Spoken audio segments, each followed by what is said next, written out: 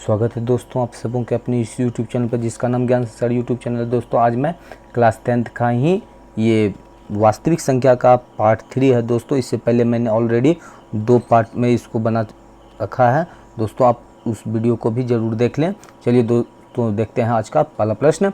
1440 में 2 का अधिकतम घात ज्ञात करें। तो इसको हम लोग एलसीएम से निकाल लेते हैं। तो 1440 में 2 से देना है तो ये जाएगा 720 बार में। तो 720 बार में फिर देते हैं 2 से तो ये जाएगा 360 बार में। फिर 2 से देंगे तो 180 बार में। फिर 2 से देंगे तो 90 बार में। फिर 2 से देंगे तो 45 बार में जाएगा। और फिर 3 से देंगे तो 15। फिर 3 से देंगे तो यहाँ 5। तो ये 2 पे पावर यहाँ हो जाएगा कितना है 2 5 ना। तो 2 पे पावर 5 इंटू 3 कितना है 2। तो 3 पे पावर 2 इंटू 5। तो हमको इसमें बताना है 2 का अधिकतम घात ना। तो लिखेंगे 2 का अधिकतम घात बराबर 5 आंसर। चलिए अब देखते हैं नेक्स्ट प्रश्न को। तो ये है 6370 है ना। तो इस पे 2 पे पावर m होगा, 5 पे पावर n, 7 पे पावर k प्लस 13 पे पावर p। तो ये 6370 बराबर 2 पे पावर m इंटू 5 पे पावर n इंटू 7 पे पावर k इंटू 13 पे पावर p है। तो m plus n plus k plus p का मान ज्ञात करना है ना। तो इसको भी हम लोग एलसीएम विधि से कर लेते हैं। यानी 6370 में पहले देना है 2 से ना। तो 2 से देंगे तो ये जाएगा 3185 बार में ना। और फिर इसको देना है 5 से ना। तो 5 से ही जाएगा 637 बार में। और फिर देना है 7 से ना। तो 7 से ये जाएगा 91 बार में। फिर जाएगा ये 7 से ही जाएगा तो ये 13 बार में। तो ये जो आया बराबर में क्या क्या आया है 2 इंटू 5 इंटू 7 तो 2 है ना। तो 7 पे पावर 2 हो जाएगा इंटू 13।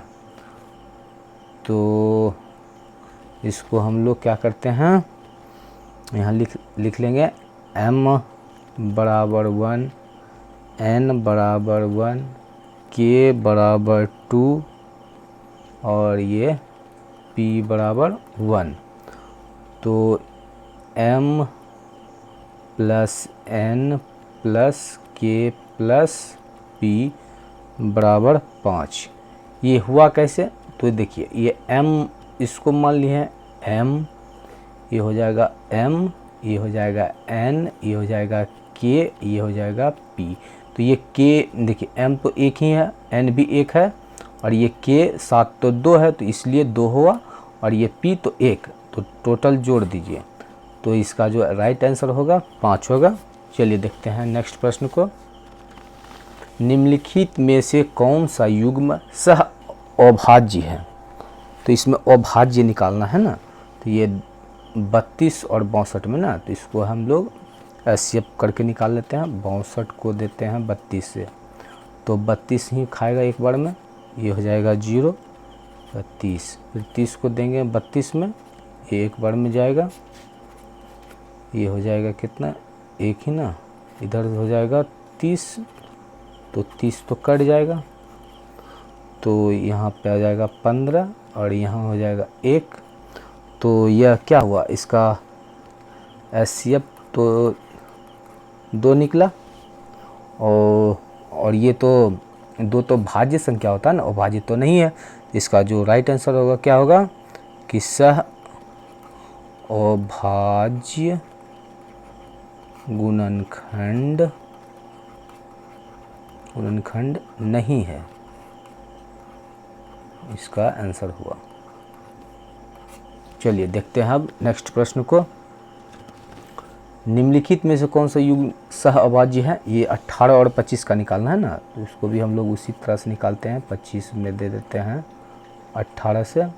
तो 18 एकम 18 दे देते हैं और बच जाएगा कितना 7, तो 7 को भी 18 में देना है, तो 7 दूना 14, ये हो जाएगा 4, ये कट जाएगा, फिर 4 को देना है 7 में, तो ये हो जाएगा 3, ये फिर 3 को देना है 4 में, तो ये हो जाएगा 3 ही ना, फिर 1 को देना है 3 में, तो ये तो 3 चला जाएगा, ये 3 बार में, 1 बार में, ये भी 1 बार में, ये 2 बार में, 1 बार में। तो इसका जो एचसीएफ निकला क्या 1, तो ये क्या है सह अभाज्य गुणनखंड है, ये सहअभाज्य गुणनखंड है। चलिए देखते हैं अब नेक्स्ट प्रश्न को। इसमें 31 और 93 का निकालना है ना, तो 31 और 93 का, तो हम लोग पहले 93 को 31 से दे देते हैं, तो 31 तिया 93 हो जाएगा ना, 31 तिया 93, ये 3 बार में। इसका जो आंसर आएगा सह अभाज्य गुणनखंड नहीं है। चलिए देखते हैं नेक्स्ट प्रश्न को। इसमें क्या है, निम्नलिखित गुणनखंड वृक्ष में लुप्त संख्याओं a, b, c, d, x, y के मान ज्ञात करना है ना। जो खाली है ना, इसी पे हमको बैठाना है मान। तो यहाँ 2 से दिया है, ठीक ना, तो यहाँ पे क्या होना चाहिए जो इतना पुर जाए। तो इसको हम लोग देख लेते हैं रख के, मान रख के देखते हैं, तो जो रखेंगे ना तो वो आ जाएगा। तो ये हम भी ऐसे ही कर लेते हैं। यहाँ पे कितना रखें जो 2 से दें तो इतना आ जाए, तो यहाँ पे आएगा 2560, 2520 आएगा, सॉरी 2520, इसको 2520 है ये, तो 2520 है ना, इसको फिर कितना से दिया है 2 से, तो 2 से देंगे तो आ जाएगा कितना 1260, फिर देना है हमको 1260 जो है ना, फिर इसको निकालना है। इसको देखिए यहाँ पे ये b का जगह पे कितना रखें जो इतना पुर जाए, तो यहाँ तो ये दिया हुआ है ना, ये दिया हुआ है 630, और यहाँ 2 से देना है ना, यहाँ पे हो जाएगा 2 से देंगे ना तो इतना आ जाएगा। फिर इसको निकालना है, यहाँ पे ना 2 से देना है, तो यहाँ पे आ जाएगा कितना 315, ठीक है। अब फिर इसी को निकालना है हम लोगों को, फिर 3 से देंगे ना तो इसको ये हो जाएगा 105, ठीक है 105। फिर इसको देना है कितना से 3 से, तो यहाँ पे हो जाएगा कितना 35, फिर इसको देना है 5 से, तो ये हो जाएगा 5 सत्ते 35। तो जो मान हम लोग लिखे हैं, जैसे खाली स्थान है पहले a का, तो हम लोग a का मान बैठा लेते हैं। तो a बराबर कितना आया था 2520 ना, और ये b के जगह पे हम लोग कितना रखे हैं b बराबर 2 ना, तो 2 लिख लेंगे। और ये c के जगह पे जो रखे हैं हम लोग ये c बराबर कितना 315, और d और क्या है d ना, तो d बराबर d के जगह पे हम लोग रखे हैं ना, तो d के बराबर 3 रखे हैं तो 3 लिख लेंगे। उसके बाद x ना, तो x के बराबर में हम लोग x के बराबर में 3 ही लिए हैं ना, तो 3 ले लेंगे। और उसके बाद y यहाँ है ना, तो y तो 5 है, तो 5 ले लेंगे। यही हम लोगों का आंसर हुआ। चलिए देखते हैं नेक्स्ट प्रश्न को। इसमें भी वैसे ही हम लोग निकालेंगे इसका भी।